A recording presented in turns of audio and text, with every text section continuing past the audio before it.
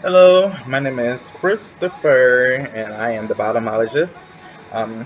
Today, I am actually going to talk to you a little bit more just about my experience growing up and being gay, and not necessarily too much into the whole lifestyle itself. I grew up with very religious parents, most of them Christians and, Southern Baptists and stuff like that. So, being gay was not something that was celebrated in my family or even looked at as something that was, common in the world, especially growing up. Like, I would hear my parents or my grandparents or like my aunts and uncles talk about, gay people, and it would just kind of bother me because I wasn't 100% sure. I would say around the age of 12, you know, it's typically like I was about a teenager to really know, but as age of 12, I knew I had those feelings. I probably knew even before then. Well, actually, I did know a lot before then. As a kid, like 4 or 5 years old, I kind of knew that I had some type of attraction to the same sex. So then growing up and, hearing so many bad things about gay people and kind of having things told to me that I didn't know were true or not kind of scared me and put me in an awkward position. So I would say for the most part, I kind of hid it, even though it was kind of hard to hide. Like I don't say I'm flamboyant, but I'm very cunty, if you want to call it that. I have my ways, I have my demeanor, my mannerisms, things like that. So people knew, but I think a lot of times people wanted to kind of see if they could kind of talk me out of it. But I mean, for the most part, going to school and then going off to high school and things like that, it was something that I was a little bit afraid to show at the time because, you hear kids talk about other gay people who were very like, I guess out or flamboyant, and then you had the cool ones who everybody loved. So it was kind of very confusing for me. I'm like, well, they talk about this person as a gay, this gay person, that gay person, but then this one they celebrate, and it's usually the queen that they celebrated. For me, I kind of fell in between both of those. Like I could be queenie, but then I can also be more masculine. So I really didn't know how I fit in at that time, especially growing up and going to high school and a predominantly black high school in the hood, East Cleveland, Ohio. For the most part, I would say I started becoming comfortable around the age of 16, where I came out to my sisters. And every gay boy, they always come out to their sister first. It seemed like either their sister or their brother or something like that. Those are like the test people because if they don't trip, then it's like, okay, this is not as bad as it seemed. And of course, having all sisters, none of my sisters tripped on it. They were really cool. And so I started dating and doing stuff and participating in the gay community.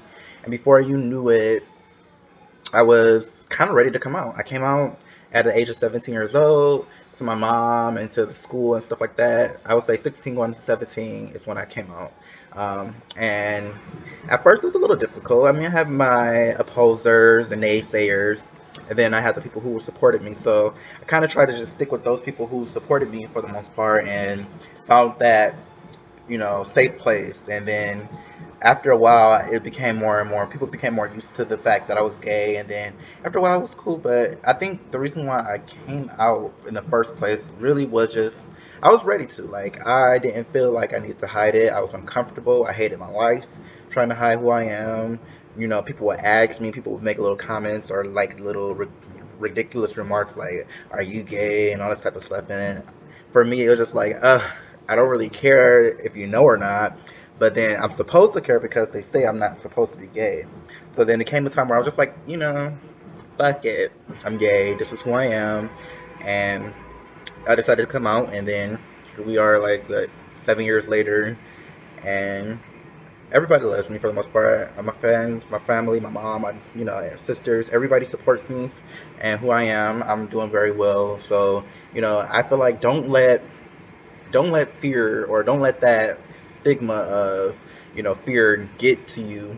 I mean, you might have your naysayers stuff, but the thing is, just don't care what people say about you. That's pretty much what it is. I mean, it's nothing more to really say about that other than and when you stop caring about what people say about you, then you'll be able to live your truth. And until then, don't expect for that to happen because the people are never going to stop talking. I mean, I'm sure people still talk about it now.